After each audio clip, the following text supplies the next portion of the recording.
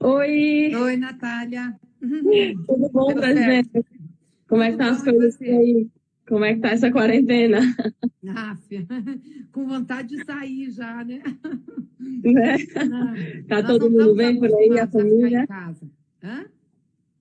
É isso. Tá todo mundo bem aí na família? Tudo bem, graças a Deus, tudo bem. Os meninos em casa também estão loucos para sair. Ninguém é acostumado a ficar muito tempo em casa, né? Acho que isso É isso. acontece com muita gente. Presidente, eu queria agradecer você ter topado esse convite de bater um papo aqui com a gente, com nossos seguidores. É muito bom que a gente possa aqui conversar sobre como está sendo a atuação do Partido dos Trabalhadores nesse momento tão crítico da situação, né, do nosso país, da situação brasileira. Eu queria hoje bater um papo sobre essa decisão recente do Partido dos Trabalhadores, né, tomada na comissão executiva de sexta-feira sobre o pedido de impeachment de Bolsonaro, sobre a atuação das bancadas do PT na Câmara e no Senado nesse combate à pandemia, né? Nossa bancada que tem proposto uma série de projetos de enfrentamento ao coronavírus e sobre, enfim, sobre a conjuntura em geral, né? Sobre esse momento tão grave da nossa política que tem levado a uma escalada autoritária por parte do presidente e, enfim, de todo o governo. Eu queria, antes de começar, deixar aqui um abraço para o presidente do PSOL, Juliano Medeiros, vi que mandou um oi aqui nos nossos comentários, tá acompanhando aqui a live. E deixar um abraço para todo mundo que está aí online com a gente. O portal Glaze Hoffman já está acompanhando, a companheirada aí que está sempre na disputa das redes. Então, presidente, eu queria começar com essa pergunta. Né? Na sexta-feira, a executiva do PT tomou essa decisão super importante de que o PT vai assinar um pedido de impeachment contra Bolsonaro. Queria que você comentasse essa decisão, a construção dela e a importância, né, a relevância que essa decisão tem na nossa conjuntura. Legal, Natália. Bom, primeiro te cumprimentar, né? Um abraço aí muito carinhoso. A gente se vê muito por videoconferência, mas não está se vendo pessoalmente, né? Estamos com saudade já da nossa bancada. Cumprimentar também por sua atuação como deputada. Tem sido uma revelação importante para nós aqui na Câmara dos Deputados, né? A gente já tinha suas referências como vereadora e como deputada. Você está fazendo um belíssimo mandato. Aliás, muitos Obrigada, projetos, né, apresentados lá, tem também a sua assinatura, tem também a sua iniciativa aí nessa fase. Então, isso é muito legal. Cumprimentar todo o pessoal que está nos acompanhando, mandando mensagem, o Juliano também.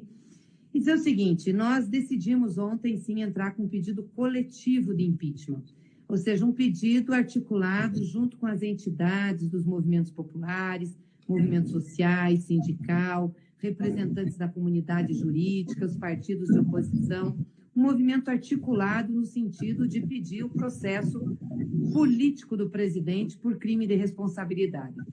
Entendemos que Bolsonaro não tem mais condições de continuar governando o Brasil, né? É um homem que não tem capacidade técnica, administrativa, política, não tem capacidade humana, né? A empatia, se colocar no lugar do outro, o sofrimento do outro, do povo brasileiro, para governar. Briga com todo mundo, governadores, prefeitos, área médica, científica, enfim, não consegue estabelecer diálogo com nenhum setor e não protege o povo brasileiro. O que ele está fazendo agora, até agora, de concreto, é o que nós da oposição propusemos, né? Ou seja, é o salário, a renda emergencial de R$600, que ele teria já que ter começado a pagar no que nós votamos no Congresso, ele demorou. Você lembra que ele não queria, ele queria pagar só R$200. Nós do PT propunhamos um salário mínimo, conseguimos negociar, chegamos a 600, e ele enrolou o povo até agora, né? Tanto que já está na fase de pagamento da segunda parcela e ele não terminou de pagar a primeira. E ontem vetou uma série de categorias que a gente tinha votado no Congresso para ampliar o pagamento. Pescadores, agricultores familiares, motoristas de aplicativo, gente que precisa, ele vetou. Então, ele não tem capacidade também de proteger o povo. Então, nós achamos que ele não tem condições de governar e tirar o Brasil da crise. E por isso nós estamos entrando com pedido de impeachment, como nós já temos ações em outras esferas, né, do judiciário para tirar Bolsonaro. Por exemplo, nós temos na Justiça Eleitoral 4 ações judiciais que são remanescentes ainda do período da campanha, em que a gente pede a cassação da chapa de Bolsonaro e Mourão. Por quê? Porque espalharam fake news, utilizaram irregularmente a internet, né? Teve financiamento ilegal de campanha, utilização de caixa 2. Ou seja, Bolsonaro já se elegeu numa grande fraude. Depois de prenderem o Lula, né? O Moro ajudar a prender o Lula, fez uma fraude para poder se eleger. Então, ele já, na realidade, desvirtuou a vontade popular. Então, nós já temos essa ação lá. Já temos uma ação também no Supremo Tribunal Federal, que é uma notícia-crime para processar e indiciar Bolsonaro, para ele ser julgado por crime comum, crime contra a vida, crime contra a saúde e também crime contra as instituições públicas, porque depois das revelações do Moro, né, a gente viu que ele estava tentando influenciar a condução dos trabalhos na Polícia Federal. Então, nós entramos com uma notícia-crime para processar ele e o Moro, porque achamos que o Moro é tão culpado, igualmente culpado, como ele. E aí faltava a ação no parlamento, que também pode fazer um julgamento, que é um processo político, que é o impeachment. Sabemos que o impeachment é um processo que demora um pouco mais, mas que a gente tem que ir para cima do Congresso, fazer as articulações, criar as condições políticas e institucionais para o julgamento. Porque crime não falta para o Bolsonaro, ele já cometeu tudo que ele podia de crime. Então, nós temos o crime, temos os institutos e temos que agora ter as condições políticas. Então, o PT achou que era hora que nós tínhamos que entrar em conjunto com essas entidades para que Bolsonaro seja processado. Agora, importante, Natália, e você acompanhou esse debate na bancada, é que nós queremos que Bolsonaro saia, queremos o impeachment, queremos o julgamento dele por crime comum, mas nós não queremos uma solução por cima. Nós não queremos uma solução Mourão, porque Mourão faz parte do governo Bolsonaro. É tão problemático como ele. E impeachment sempre é uma solução por cima. Então, o que nós queremos ao lado do julgamento de impeachment? Que a gente aprove uma proposta de emenda constitucional, que são de 2 companheiros nossos, né, o Henrique Fontana e o Paulo Teixeira, é a PEC 37, que diz o seguinte, que em sendo afastado o presidente da República, 90 dias após convoca-se eleições. Então, o povo tem que participar desse processo, né, para ter legitimidade, que é o que a gente busca desde o processo eleitoral, quando ele se elegeu com uma série de falcatruas.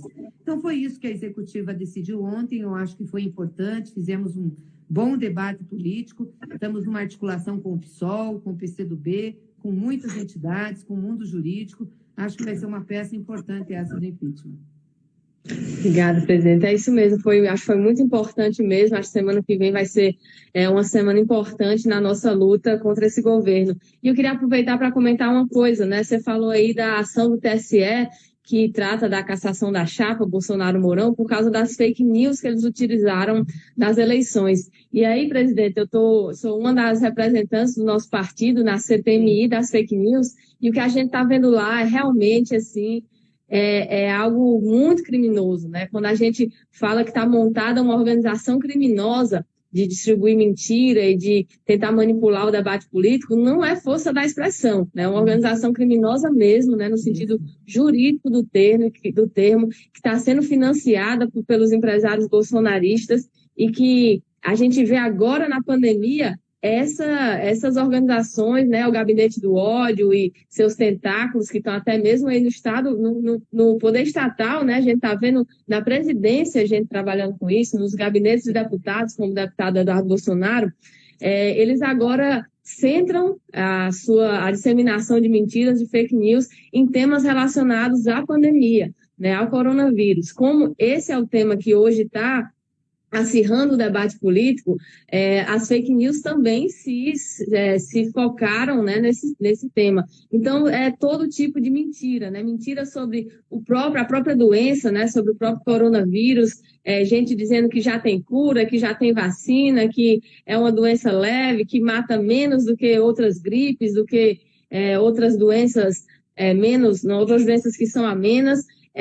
fake news sobre os governadores e a nossa governadora, Fátima Bezerra, também, né, sobre as medidas que estão sendo tomadas de isolamento social. Então, essa organização criminosa se direciona agora a tratar do coronavírus, né? E isso também tem impacto no enfrentamento à Covid, porque é um tipo de fake news que mata, né? Tem fake news dizendo que tomar uma determinada substância faz a pessoa não pegar o vírus, e aí tem gente se intoxicando, né? Se arriscando, tomando essas substâncias. E aí, presidenta, no meio disso tudo, né, a gente está lá no Congresso tendo como foco principal exatamente esse tema, né, do enfrentamento à pandemia, do enfrentamento ao coronavírus. E a nossa bancada, né, a bancada do Partido dos Trabalhadores, está tendo uma enorme produção de projetos de lei, de projetos de decreto legislativo, até de projetos de emenda constitucional, enfim, que estão tentando abordar todas as áreas que a gente vê que tem sofrido impacto, né, por causa da pandemia. A gente sabe que o país não vive de forma igual nessa doença. Quem diz que a pandemia atinge todo mundo da mesma forma, que o coronavírus atinge todo mundo da mesma forma, ignoram a realidade que está se mostrando, né, que está cada vez mais evidente, que as desigualdades existentes no nosso país, elas estão fazendo com que cada população viva essa pandemia de um jeito, né? Então, a gente tem, por exemplo, em algumas cidades, bairros que têm o mesmo número de contaminados, mas que, por ser de periferia, tem um número muito maior de mortos do que um bairro de classe média alta ou um bairro mais rico. A gente também está vendo essa desigualdade em relação à população negra, né? O nível de mortalidade na população negra também está se mostrando mais alto. E a gente vê várias populações, como a população em situação de rua, né, os agricultores e agricultoras familiares, que estão todas sendo impactadas de maneira diferente pelo coronavírus. E aí, diante disso, eu queria que você comentasse um pouco sobre a atuação das nossas bancadas, né, nossa bancada de deputados e deputadas, nossa bancada de senadores, lá no Congresso. Como é que a gente está atuando nesse tema, os principais projetos, os principais temas que estão sendo objeto dos nossos projetos, para a companheirada que está aqui nos acompanhando ficar sabendo da nossa atuação, do nosso partido. Não, primeiro que eu acho que é muito importante essa atuação do PT, né? Por quê, Natália? Nós já fomos governo, governamos esse Brasil, conhecemos o povo brasileiro, as suas dificuldades, os problemas que tem, conhecemos a máquina pública, fizemos vários programas e projetos para beneficiar a maioria da população. O Bolsa Família é um deles, né, que foi importantíssimo no combate à miséria no país. E tantos outros, e nós sabemos a logística, a tecnologia social para isso. Então, nós não podíamos, mesmo na oposição, ficar olhando e torcendo para o Bolsonaro dar errado, para o governo dar errado. Nós tínhamos que propor o que nós achávamos que era correto e fizemos isso. Tanto que a bancada do PT foi a que mais apresentou propostas de todas as bancadas, de todos os partidos no Congresso Nacional. E uma dessas propostas foi exatamente a renda emergencial. Esses R$600 que estão sendo pagos, né, pelo governo para as famílias mais pobres, para os trabalhadores informais. E a gente sabia que se apresentasse essa proposta, ela ia ser paga pelo governo, e é claro que ia ficar na conta do governo isso. Tanto que o Bolsonaro não queria, como eu disse, queria pagar R$200, depois demorou para pagar, mas está pagando ainda, humilhando as pessoas nas filas, exigindo um monte de coisa que não se exige na lei, como o CPF da família, dos filhos. Mas o fato é que muita gente acha que foi uma proposta do Bolsonaro, né? E ele está tendo apoio na base da sociedade por isso. Então, se nós fôssemos um partido de tipo quanto pior, melhor, não querer ajudar, nós jamais estaríamos oferecendo caminhos para ajudar o Brasil a sair da crise. Nós cruzaríamos o braço e ficaríamos vendo o Bolsonaro se ferrar, né? E ele vai se ferrar, porque a outra proposta que nós temos, eles não deixam sequer a gente discutir, que é a questão de salvar, de ajudar as pessoas no emprego e na renda. Que o PT tem uma proposta seguinte, que o governo pague, o Estado pague diretamente quem ganha até 3 salários mínimos que trabalha em micro, pequena e média empresa. E, acima disso, pague 75% do salário, além de dar um crédito em que o juro seja zero, que tenha 1 ano de carência para pagar e 60 meses para pagamento. O crédito que o governo deu agora, o juro é taxa Selic, um pouco mais, tem menos carência, 6 meses, tem que pagar em menos meses E é uma coisa absurda, só pode pegar o crédito quem tiver pagamento da sua folha, a empresa que pagar a sua folha via banco. Então, um restaurante, uma lanchonete que o pessoal paga, os garçons, os cozinheiros em dinheiro no final de semana, não pode pegar, porque ele não está bancarizado. Olha a cabeça, né? Tudo para banco. Então, nós temos outras propostas disso. É que eles não deixam a gente discutir e votar. Mas se eles fossem pelas nossas propostas, o governo Bolsonaro teria uma forte avaliação popular. Nós não estamos preocupados se ele vai ter ou não, nós estamos preocupados em proteger o povo brasileiro, essa é a nossa função. Só que nós estamos vendo que mesmo que a gente tenha essa preocupação, mesmo que a gente atue como nós estamos atuando na bancada, propondo proposta para fazer fila única dos leitos hospitalares, né?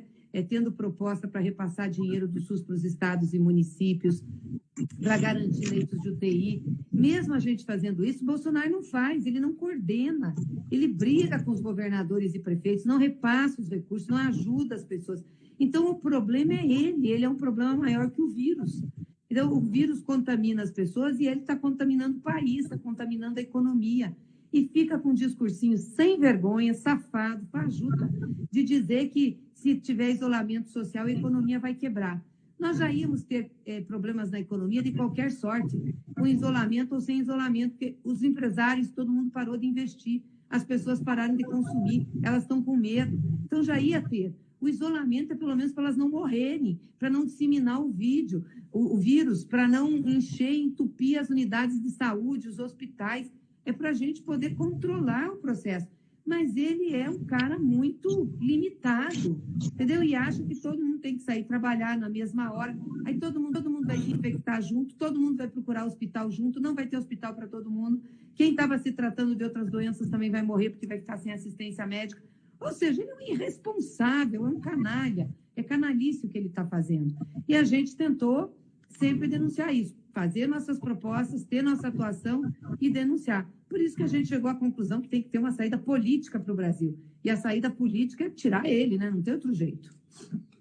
É isso. Eu queria deixar um abraço aqui para a deputada Rejane, que está aqui acompanhando a gente, deputada do PT do Piauí.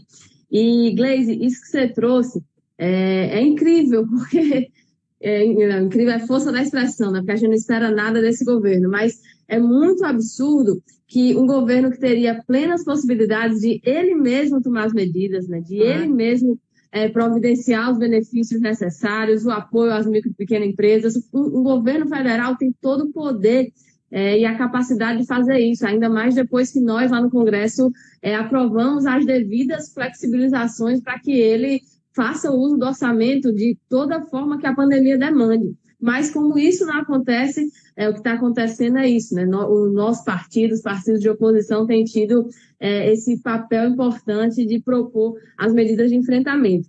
E aí você trouxe essa questão do auxílio emergencial, né, da renda básica, e a gente está vendo que essa medida está sendo sabotada pelo governo. Muita gente que tem direito ainda não recebeu, muita gente que recebeu a primeira parcela não tem previsão, tem toda hora uma promessa diferente de qual vai ser a data da segunda parcela. A gente vê uma questão burocrática que está fazendo as pessoas se aglomerarem em filas de banco, inclusive se expondo ao risco de contaminação.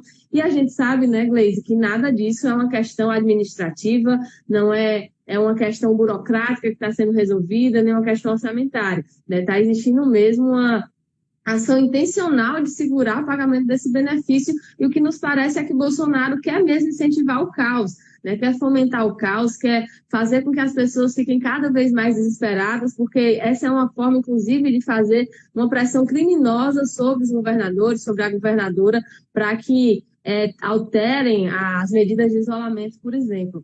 E nos parece que esse tipo de medida, né, quando o próprio presidente da República age para fomentar o caos, é uma forma também de buscar desculpas, né, de buscar pretextos para ações autoritárias, né, para medidas que representem um fechamento maior, né, do regime, um dano maior à nossa democracia. E quando a gente junta esse fato a todas as ações recentes de Bolsonaro, como participar de manifestações que pedem explicitamente o fechamento do Congresso, o fechamento do STF, intervenção militar, como as homenagens que foram feitas no aniversário do golpe militar por parte de Bolsonaro, de Mourão, do ministro da Defesa. A gente tem até uma ação na Justiça em relação a isso. Como quando os ministros ou os filhos do presidente falam em AI-5, né? Quando a gente junta tudo isso, a gente vê que existe uma característica realmente autoritária nesse governo, né? E que isso não é surpresa, na verdade. Se a gente for olhar a história política de Bolsonaro, essa foi uma constante, né? Isso sempre teve na sua atuação política,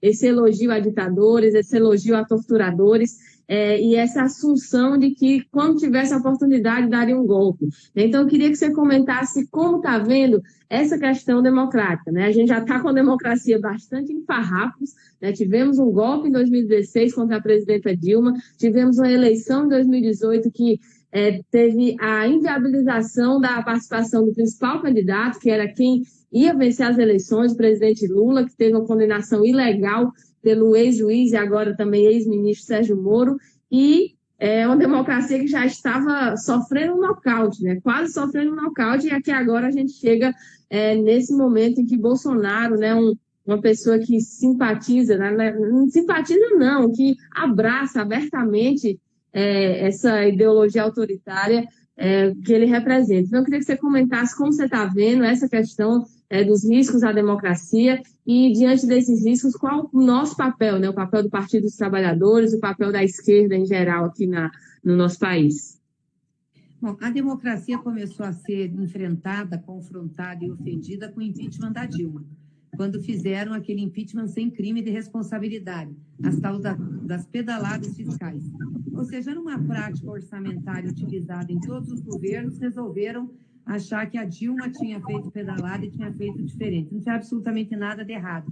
Mas construíram isso, ajudados por Sérgio Moro, construíram uma narrativa de que o PT tinha roubado o Brasil, era um agrupamento de bandidos, e tiraram a Dilma porque não gostavam dela, achavam que ela não era uma boa presidente para a política. O Eduardo Cunha ajudou com as pautas bombas, rasgaram a Constituição.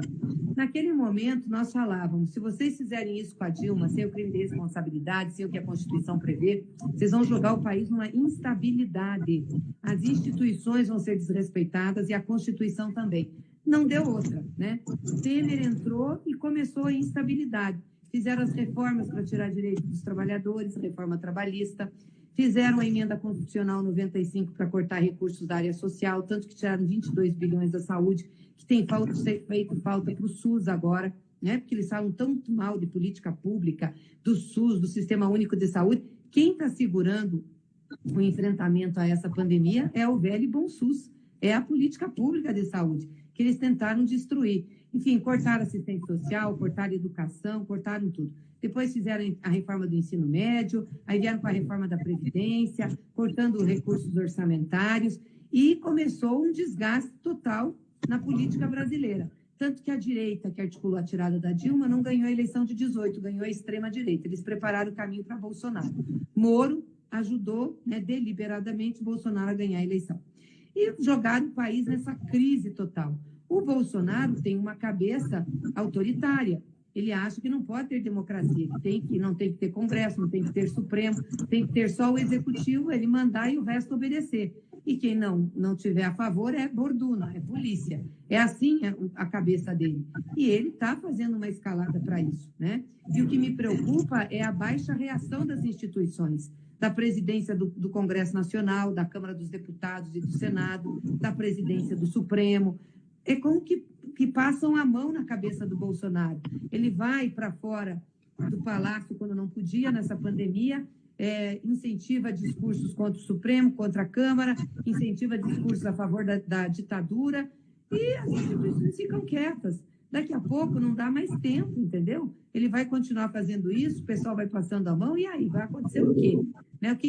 Como é que vai ficar Bolsonaro? Porque o que ele quer mesmo é criar uma crise social, um caos social, para ele colocar a sua escalada autoritária, justificar um fechamento de regime, um estado de sítio, botar tanque na rua. É isso que ele planeja, é isso que ele quer, e ficar no poder pela força das armas. Quando ele dá força política para as Forças Armadas, ele está querendo isso. Política e arma não combinam. quem é detentor de armas não faz política. Quem faz política não detém armas, porque senão não dá certo. Nós estamos indo para um outro caminho. Nós estamos colocando quem tem armas dentro, nós não, né? Ele, dentro da política. Então, quando esse pessoal for confrontado, vão usar a força para impor suas ideias. E Bolsonaro quer isso. Então, nós temos, sim, que chamar os setores democráticos da sociedade brasileira, temos que fazer um enfrentamento a isso, defender a democracia, que é nova no Brasil. O período mais longevo de democracia é esse que nós temos agora. Começou em 88 e está vindo até aqui, mais de 30 anos. O resto que nós tivemos no país foram soluços democráticos, ou seja, em momentos muito curtos de democracia. A maioria das vezes, a gente teve o autoritarismo, sim, inclusive com a presença militar. Por isso que os militares estão tão à vontade nos cargos de comando desse governo. Então, nós temos que tomar cuidado e a gente sabe que se fora da democracia não tem solução. A ditadura não é solução para nada, absolutamente para nada. Já vivemos no país ditadura, sabemos da consequência disso. Longe de implantar lei e ordem, como muitos dizem, ela implanta o terror, né? Tirando a capacidade das pessoas de se organizarem para lutar por seus direitos. Perfeito, presidenta. Eu ia passar para a nossa última pergunta, mas ainda dialogando com essa, né? Você mencionou, inclusive, o papel desse setor militar no governo Bolsonaro, e essa semana o vice-presidente, né, o Mourão, publicou um artigo, e nesse artigo nos pareceu que também ali continha uma sinalização autoritária, né, uma sinalização golpista. Eu queria que pudesse comentar essa manifestação do vice-presidente, né, logo nessa semana aí em que o inquérito que investiga Bolsonaro e Moro avança. Eu acho que eles estão tentando, o pessoal militar, dar uma ordem unida. Não parecer que Mourão esteja conspirando contra Bolsonaro, porque sabe que tem os processos contra ele e que podem caçá-lo, né? Tanto no Supremo, quanto na Câmara e também na Justiça Eleitoral. Então, Mourão tentou fazer um artigo de alinhamento. Só que fez o artigo de alinhamento e pôs o que ele pensa. A cabeça dele é aquilo mesmo, autoritária. Né? Se tiver qualquer problema social, nós vamos botar as armas e a força. É assim que eles pensam. Eles não têm a discussão, o contraditório, o olhar do outro. Só tem o deles. Por isso que é perigoso e que é horrível isso, né? Então, quando a gente fala aqui que a eleição através, né, do povo para resolver o problema de afastamento do presidente, é isso. Nós não queremos Mourão. É farinha do mesmo saco, da mesma turma, está ali junto, pensa igual, acha que tem que fazer isso mesmo, né? Que a ordem é ele mandar e os outros obedecer, uma cabeça retrógrada. Nós não podemos aceitar isso. Nós lutamos muito para ter democracia no país. Temos que continuar lutando para preservá-la. Isso é muito importante para que a gente possa avançar nos direitos sociais do povo. E nunca é demais lembrar, né? Tem muita gente que acha que Mourão é muito diferente de Bolsonaro, que seria uma pessoa mais moderada. De forma alguma, é só a gente lembrar todos os pronunciamentos que ele fazia antes da posse, né, quando ele se sentia mais à vontade para ser verdadeiro, e as mesmas coisas que Bolsonaro fala, né? Ele elogiava ditador igualzinho, ele falava em fazer uma constituinte sem constituintes, né, com um grupo de iluminados que redigiriam uma nova Constituição. Ele dizia que a Constituição tinha direito demais. Então, esse mesmo perfil autoritário, o mesmo projeto que Bolsonaro, que muita gente acha que agora, porque ele teve não sei, talvez algum media training, né, para falar um pouco menos do que falava antes, mas que representa o mesmo projeto. E aí, companheira, eu queria passar para a nossa última pergunta, a gente já está encerrando aqui nosso bate-papo, e é uma pergunta que eu tenho feito para todo mundo com quem eu estou conversando, né, que é sobre o pós, né, como é que vai ser o mundo, como é que vai ser o Brasil depois dessa pandemia. Muita gente concorda que não vai ser o mesmo, né, que o mundo vai mudar, que essa experiência pela qual nós estamos passando vai trazer marcas fortes, inclusive no cenário econômico e no cenário político. E aí, diante disso, tem sempre debates diversos sobre as saídas, né, sobre esse mundo pós-pandemia, se vai ser um mundo em que as políticas de austeridade, em que as políticas neoliberais vão ganhar mais força, porque vai se defender, aqui no Brasil, por exemplo, já se está defendendo que a única forma de lidar com o impacto econômico da pandemia vai ser através de reformas duras, né, que vão atacar direitos da classe trabalhadora, que vão atacar os serviços públicos, e tem quem defenda que a experiência que a gente está vivendo agora, de muitas situações em que a solidariedade está sendo expressada, né, de que o papel do Estado está ficando visível como cada vez mais importante. A gente tem vários países de orientação neoliberal que estão, nesse momento da pandemia, mudando essa orientação para fazer, sim, o poder público agir para proteger os trabalhadores, para proteger as pequenas empresas, e acho que está em disputa, né? Qual vai ser a saída? Isso está absolutamente em disputa, acho que vai depender muito da luta política, inclusive, que a gente faça nesse momento. Eu queria que você comentasse um pouco sobre isso, né? O Brasil pós-pandemia, o mundo pós-pandemia e o papel da gente, né, da esquerda, do nosso partido, nessa disputa. Eu espero que o mundo e o Brasil desembarquem do neoliberalismo, né? E realmente se convençam de que o Estado Nacional é muito importante na vida de um país, no desenvolvimento dele e na vida das pessoas, principalmente os países que estão em desenvolvimento. É um absurdo o Brasil adotar uma agenda neoliberal, sendo um país em que mais de 70% das pessoas ganham até 2 salários mínimos, sendo um país com extrema desigualdade, o segundo mais desigual do mundo, sendo um país com muita pobreza. Essa agenda neoliberal não dá certo nem nos países ricos. Então, ao passar a pandemia, nós temos que ter um outro projeto de desenvolvimento econômico e social para o país. E esses setores que sempre atuaram contra o Estado brasileiro, que comecem a defendê-lo. Defender o Sistema Único de Saúde, defender a educação pública e gratuita, defender o Estado como protetor social, defender o Estado como incentivador do investimento, né, do modelo de desenvolvimento. É isso que nós precisamos. E nós estamos preocupados com isso. Ontem, na reunião da Comissão Executiva Nacional, nós também deliberamos por encomendar à Fundação Perseu Abramo e ao núcleo de acompanhamento, aos núcleos de acompanhamento de políticas sociais do PT, um projeto para reconstruir o Brasil. Nós vamos precisar apresentar isso para a sociedade, né? A gente até chamou de Plano Lula, em homenagem ao Lula, que ele foi o melhor presidente que esse país teve. Então, Plano Lula de reconstrução do Brasil. O companheiro Haddad, que é presidente do conselho da fundação, seria o responsável.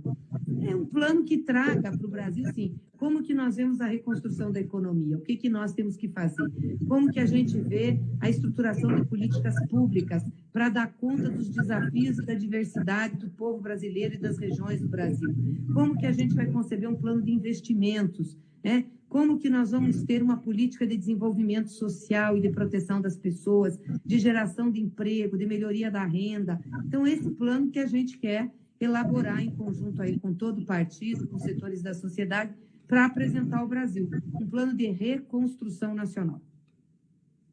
Obrigada, presidenta. Eu queria te agradecer muito pela oportunidade dessa conversa, dizer que estou com saudade da gente lá no plenário da Câmara, representando nosso partido. Que tempos, né, que eu não imaginava a gente viver algo assim. Dizer que eu tenho muito orgulho, né, de cerrar fileiras no Partido dos Trabalhadores, contigo e com todo mundo da nossa bancada. Queria que tu deixasse uma mensagem final aí para quem nos acompanhou, para quem está assistindo a gente, para quem vai assistir e escutar depois, uma mensagem final sobre como a gente vai passar por isso, né? Sobre a esperança que a gente deve ter em dias melhores para o nosso país. A esperança sempre nos moveu, né, Natália?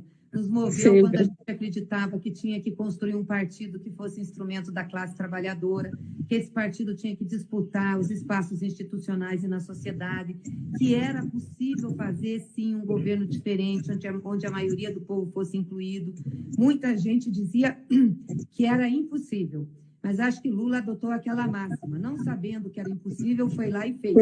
E conseguiu incluir muita gente, né? Colocou o pobre no orçamento, mudou a avaliação do Brasil no mundo, conseguiu uma política de desenvolvimento, de renda, de salários dignos, de investimentos. Nós já conhecemos isso, sabemos que é possível fazer. Então, essa esperança de que é possível e a força que nos acalenta desde que a gente começou a nossa militância é a que vai nos levar para frente.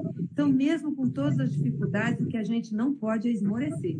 Muito pelo contrário, as dificuldades estão aí para nos desafiar mais, para vencê-las. E é isso que nós vamos fazer, vencer esse momento e reconstruir o Brasil para o povo brasileiro. Grande abraço a você, também me orgulho muito de estar ao seu lado aí nessa caminhada do nosso partido, na luta pelo povo, e grande abraço a todos que nos acompanharam aí nessa live. Muito obrigada, presidenta. Um abraço bem grande. Obrigada por ter tirado esse tempo para estar com a gente. Hoje vou estar com outros parlamentares do PT numa live sobre o dia de luta contra a LGBTfobia. E digo a quem nos assistiu, a quem por acaso entrou na metade, que a gente sempre disponibiliza o vídeo da live no YouTube e também o áudio das lives no nosso canal no Spotify e em outras plataformas de áudio. Para quem gosta de escutar ali um podcast quando faz outras atividades, a gente está também com essas mídias agora. Obrigada, presidenta Gleisi, um beijão. A gente se encontra essa semana, né, no ato de protocolo do impeachment contra Bolsonaro. Fora Bolsonaro, fora Mourão, viva o Partido dos Trabalhadores. Um beijo, presidente. Viva, tchau.